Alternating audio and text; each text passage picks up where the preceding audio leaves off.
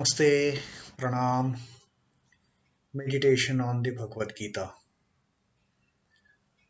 Om Parthaya Pratibodhitam Bhagavata Narayanena Swayam Vyasena Gratitam Purana Munina Madhye Mahabharatam Advaitam Vrtavarshinim Bhagavatim Ashtadashadhyayinim Ambatvam Bhagavad Gite Bhavatveshinim. Oh Bhagavad Gita, with which Lord Narayana himself gave enlightenment to Arjuna. The ancient sage Vyasa included it in the Mahabharata. O goddess, showerer of the nectar-like knowledge of non-dualism contained in your 18 chapters. O my affectionate mother, the destroyer of rebirth, I meditate upon thee. Now, Krishna Vandana. Vasudeva Sutam Devam Kansachanuramardanam Devakim Paramanandam Krishnam Vande Jagadguru.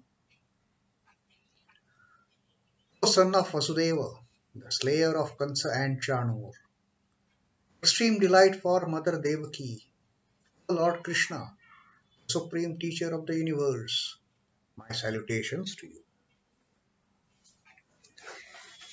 you. Yesterday we have seen Sri Krishna telling us about the way a hypocrite he behaves. So to say, controlling the senses. He says, I have controlled my senses, but the mind is wandering. The mind is wandering to the sense objects, thinking about the enjoyment of those sense objects. That is Mithyachara according to Sri Krishna. And now, if that is the case, then how should an aspirant, how should a person who has just taken up this path of spirituality, how he should, what he should do then? That answer Sri Krishna is giving.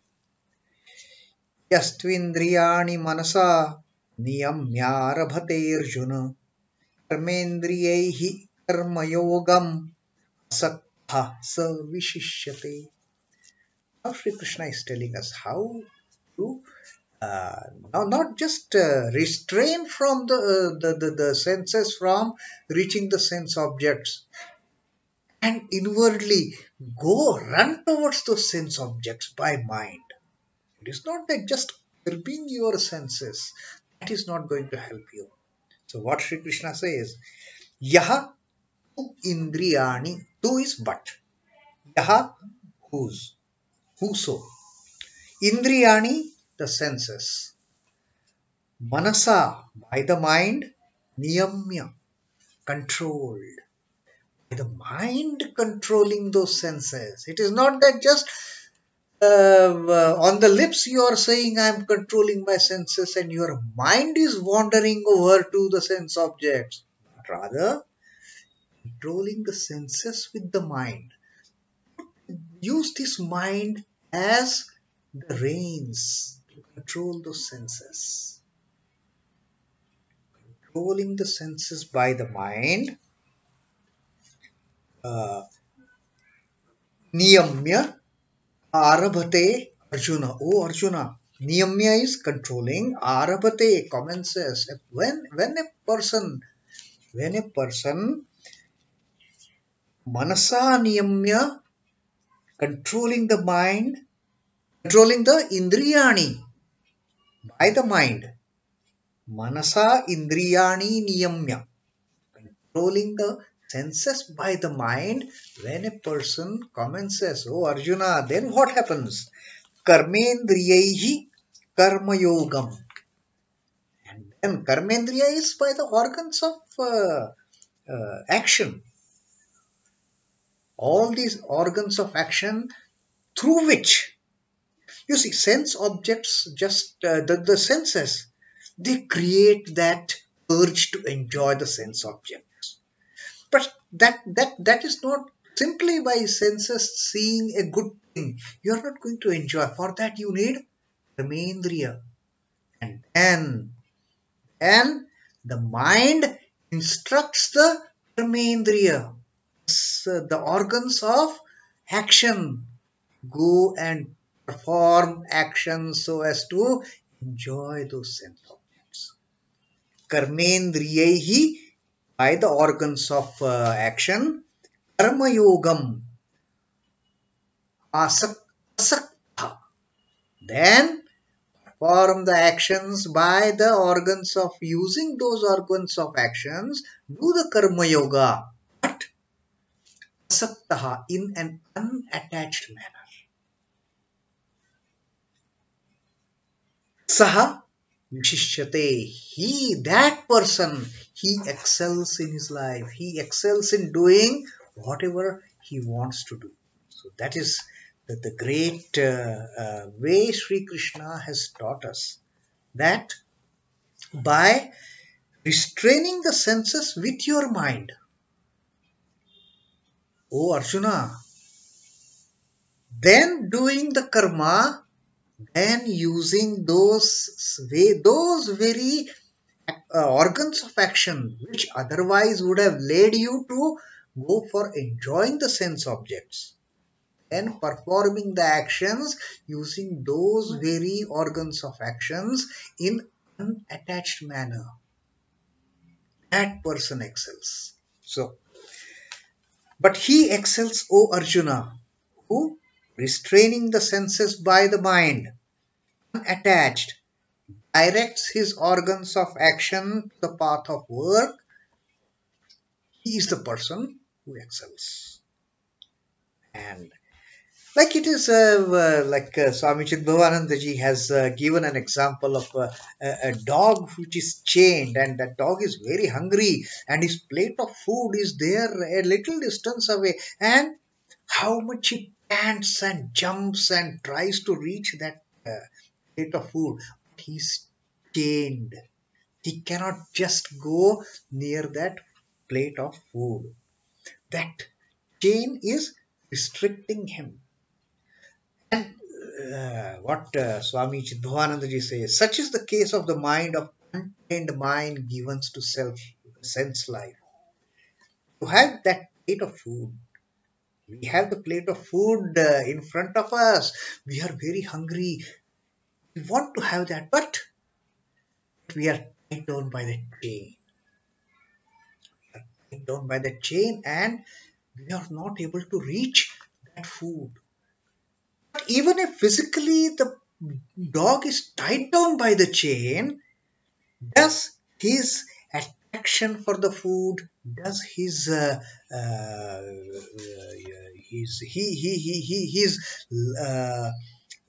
attachment for the food, does his urge to have that food, does it go? No.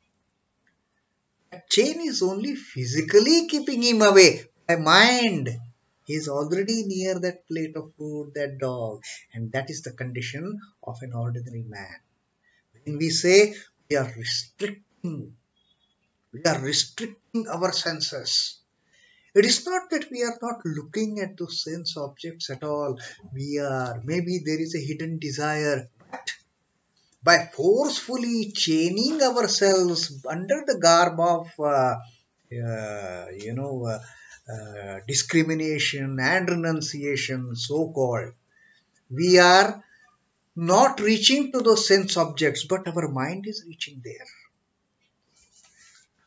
Viewed ethically and spiritually, he is a hypocrite who allows his mind to wander on the sense objects while apparently curbing the senses, while apparently physically he is chained. He cannot reach, that dog cannot reach the plate of food, but his mind is constantly dwelling on that. On the other hand, an aspirant ought to change his attitude and seek to engage his mind on things divine. Instead of constantly looking at that plate of food and all that, divert that mind from that sense objects from the enjoyment point of view. Divert that mind somewhere else. And which is the best place than diverting that mind? What? Divine Lord, Divine Mother. That is the best thing. So then there is no need for chain to keep you away from that plate. There's no need. Even that plate is there, and you're not supposed to eat that plate. Doesn't matter. You just start looking towards the divine. And whether that plate is there or not there, that is immaterial. And then when you feel like, only when it is necessary, go and enjoy the food. Come back and again put your mind to the divine. Don't keep on thinking, oh, what kind of a delicious food it is, what all is made, how it is made up of, and all those things. No. Do your work, whatever is allotted to you, and fix your mind onto the divine. Now, on this particular thing, like Sri Ramakrishna used to always tell his devotees that if one has to go towards east, then don't go towards west. If one has to go towards, if one doesn't want to go towards west, what is the best thing to do? Start going towards east. Simply standing and looking in the direction of west. I'm not going to westward direction. I'm not going to west. I'm not going to west. It is not going to help you. Rather, what is going to help you? You start walking towards the eastern direction. As you start walking towards the eastern direction, you are going away from west. You don't need to think about it anymore. You are not proceeding towards west. Rather, your mind, physically you are going away from west. That is what Sri Krishna has told in this shloka, that if simply by saying I have controlled my senses, is of no use. Rather, restrain those senses with the mind. Only then, when your mind has got hold of senses, then your mind won't go towards those sense objects. Then your mind won't tell the karmendriya, those organs of action, to go and enjoy the sense objects. No. And only when this happens, only when the mind controls the senses, only when the mind doesn't tell the sense or the organs of action to go and enjoy. Rather, organs of action are put to good use of doing satkarma, of doing karma-yoga without attachment. That is the key word, unattached. Because when you are not attached to that thing, automatically, what does that mean? Your mind is attached to the divine. And then whatever work you do, you get excellent results out of it. Although Sri Krishna says, don't worry about results. Don't worry about results. Why? Because we are doing it with such a great attachment to it. Attachment in a sense, attachment for the fruits. Attachment from the point of view of enjoyment of the sense objects. We keep on doing the karma. But when done in unattached way, when done in a manner in which the mind has restrained the senses, and then the organs of action, they are performing the action, they are performing the duty in unattached way, then that person excels. Discipline is imperative in all the detailed activities of mind and senses. Hardcore discipline, the discipline approach, the most steadfast approach. Acts of cooking and eating may be cited as examples. An aspirant prepares wholesome food for offering to his chosen deity. Now he has to prepare bhog, and all his attention is to make a wholesome prasad, to make a wholesome food so that I can offer it to my beloved mother.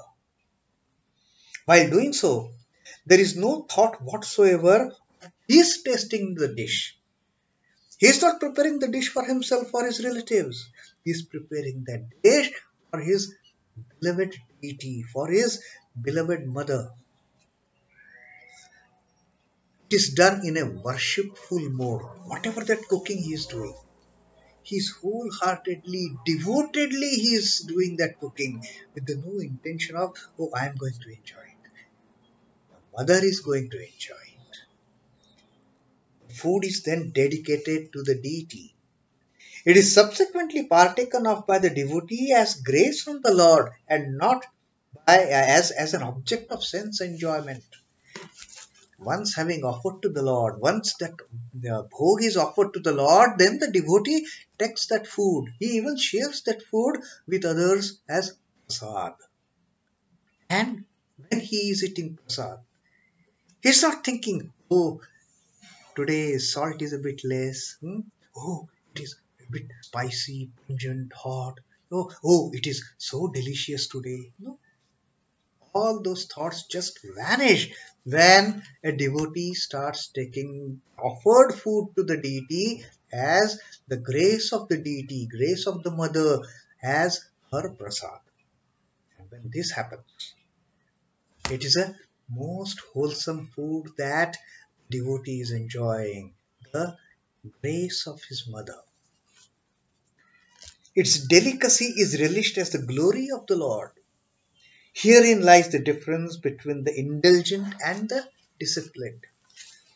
The ordinarily, when a person cooks something, he has got all the intention of enjoying that food himself. Here the case is different. The mother has to enjoy that food. You see, all those emotions, all that devotion, it has gone into preparing that wholesome food. It is just not comparable with the food that is prepared for myself. It doesn't happen. Former wastes away the mind and the senses, while the latter wins and conserves them. Where devotee, when making food, all the senses, they are just utilized properly for cooking that food for the deity. In this wise, all the senses require to be fully engaged in the service of the Lord. So whatever we are doing, whatever activity we are engaged in, whichever project we are working on, that is an offering to the God. That is the bhog we are preparing for giving it to Mother, offering it to the Holy Mother. And then Holy Mother, and then the Divine Mother, the way she wishes, she will return it to us as prasad. And when we are enjoying that prasad, we don't have any thought whether it is good or bad. It is Mother's prasad.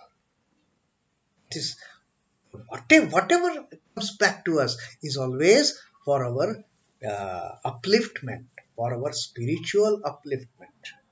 So that is how Sri Krishna says that person excels who, restraining his senses, then starts doing the work in unattached manner by using his organs of action. Arjuna, that person excels. Now, Swami Chidbhavananda ji has also narrated here a story which Sri Ramakrishna always used to tell his devotees about that serpent, and how when he took one holy person as his guru, and the holy person told him, that serpent, snake, he used to earlier bite and create havoc. Everybody was afraid of going to that area. And then one tapasvi, when he was going towards that direction, the children who were playing there, they told him, oh Baba, don't go there. This is a snake, horrible snake, that will bite you and you will kill. You will die. And that holy man, he says, let me see. He goes, and the serpent comes, and seeing at the page, the divine form of that holy person, the snake is just mesmerized. He is charmed by look of that holy man. And then he says, holy man tells him, why you are doing all this? You rather devote your time in praying to the Lord. And then the snake, he takes up that holy man as his guru, and he starts obeying his whatever the guru has said. He starts performing his spiritual sadhana austerities. That snake, he never bites anybody, never kills anybody. And when these children, they come to know, oh, this snake is now no more dangerous, what happens? The children, they start hitting him with the stone. And this snake, his guru has told, don't bite anybody. So the snake doesn't retaliate, and he becomes so weak, he becomes like a skeleton, almost dead. And then after 1 year or so, when that holy man again comes back to this region, he doesn't find that snake. He asks these children, where is that snake? They say, oh, he's dead. The holy man says, it cannot be.